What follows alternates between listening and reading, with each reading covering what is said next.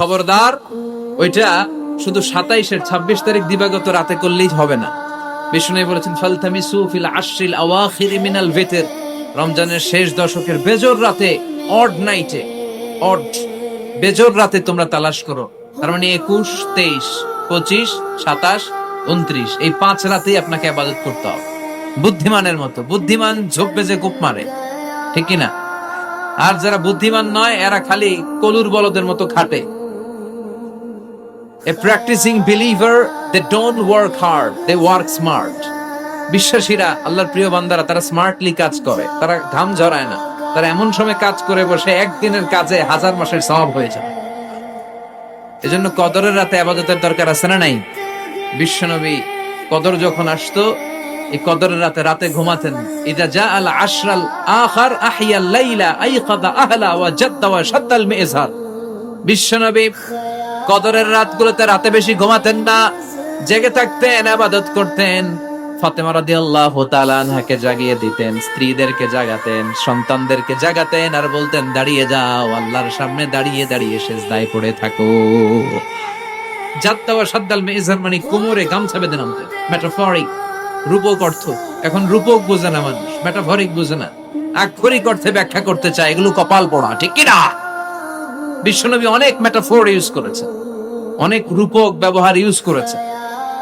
আমি যদি আপনারে বলি তুমি একটা বাঘের বাচ্চা, আপনি যদি বলেন হুজুর আমারে জানোয়ার বলে গালি দিলেন কেন? আপনি যদি বলেন আপনি আমারে জানোয়ারের সাথে তুলনা করলেন, আমি তো আপনার জানোয়ার বলি নাই, আমি আপনাকে বাঘের যেমন শৌর্য বীর্য আছে, power and strength and energy আছে, ওইটার সাথে আমি কম্পেয়ার করে আপনাকে বলেছি বাঘের বাচ্চা। তার মানে আপনি জানোয়ার না, আপনি শক্তিশালী। চিল্লা এখন ঠিক কিনা? কপাল পোড়ায়, বুঝতে চায় না। আল্লাহ তুমি হেদায়েত দাও। তার মানে কদরের রাতে বেশি বেশি ইবাদতের দরকার আছে না নাই? আহা, কি হবে আমার উম্মতের? আগের উম্মতেরা তো অনেক হায়াত পেয়েছে। আল্লাহ বললেন নবী কাঁদবেন না, লাইলাতুল কদর খায়রুম মিন আলফি শাহর। ওদেরকে হায়াত দিছি আর আপনার উম্মতরে লাইলাতুল কদর দিয়েছি। ও নবী কাঁদবেন না, চিন্তিত হবেন না, বিষণ্ণ হবেন না, ফ্রাস্ট্রেশনে ভুগবেন না। তাদেরকে হায়াত দিয়েছি বেশি, কদর দেই নাই। আপনার উম্মতকে হায়াত দিয়েছি কম, এটা ঠিক, কিন্তু কদর দিয়েছি যেই কদরের রাত 1000 মাসের চেয়েও সেরা। খায়রুম মিন আলফি শাহর। ওই রাতে আপনি এক রাত ইবাদত করলে 1000 মাস ইবাদত করলে যে রিওয়ার্ড আপনি পাবেন, যে সওয়াব পাবেন, ওই সওয়াব আপনার আমলনামায় দিয়ে দিবে কে? তবে আমরা পেলাম 365 দিনের মধ্যে শ্রেষ্ঠ দিন। কথা বুঝে নাই বোধহয়? 365 রাতের মধ্যে শ্রেষ্ঠ রাত, 12 মাসের মধ্যে শ্রেষ্ঠ মাস, শাহরু রমাদান আল্লাযী উনজিলা ফীহি। তার মানে 365 দিনের মধ্যে আরাফার দিন সেরা, 365 রাতের মধ্যে কদরের রাত সেরা, 12 মাসের মধ্যে রমজান মাস সেরা। তাই বিশ্বনবী বললেন সপ্তাহের 7টা দিনের মধ্যে জুমার দিনটা হলো সেরা। কামা ফাদ্দালা জামানান আলা জামান।